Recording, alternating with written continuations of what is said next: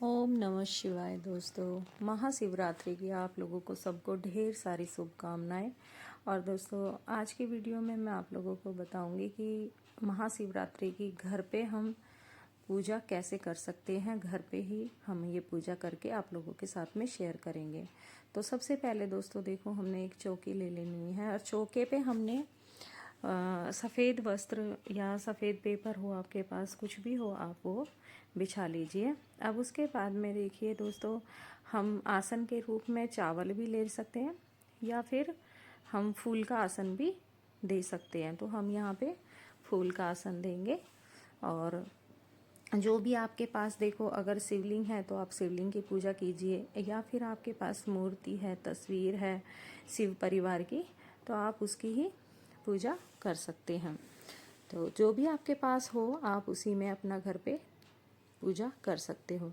तो दोस्तों, मैंने ये जो घर पे मेरी मूर्ति है शिव परिवार की, वो मैं ले रही हूँ। इसी से ही हम बिल्कुल सरल विधि से आप लोगों के साथ में शेयर करेंगे कि कैसे हम अपना घर पे ही पूजा पाठ कर सकते हैं। तो अब हमने क्या करना है दोस्तों, सबसे पहले दिया लेना है और ये देसी घी का ही हमने दिया प्रज्वलित करना है। और दिया भी दोस्तों आप तिल के तेल का भी ले सकते हो, नहीं तो अपना देसी घी का अगर हो तो सबसे अच्छी बात है।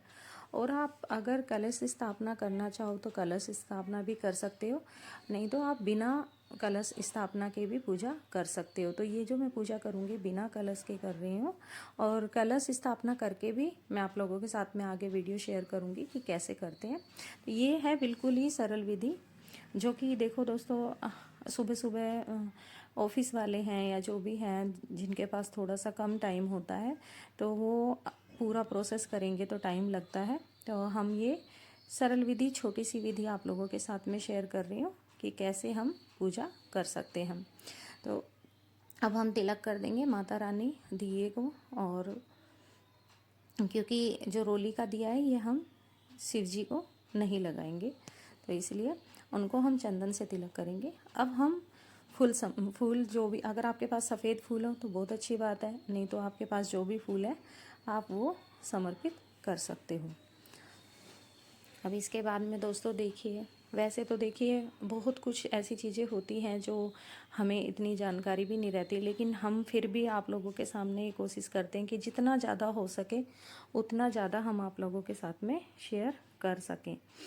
और अब दोस्तों, हम गणेश जी को सबसे पहले दुर्वा समर्पित कर देंगे, क्योंकि गणेश जी को दुर्वा बहुत ही प्रिय है। तो सबसे पहले हम वैसे भी पूजा में अपना गणेश जी की पूजा करते हैं।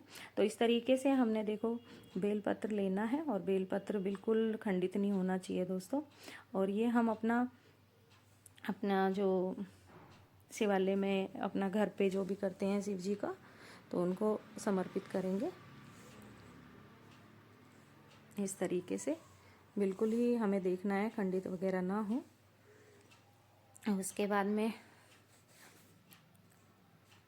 दोस्तों, हमें जो माता रानी का पूरा 16 श्रृंगार है वो समर्पित करना है, क्योंकि शिवरात्रि के दिन ही हमारे भोले भंडारी शिव भगवान और माता पार्वती की जी का विवाह हुआ था।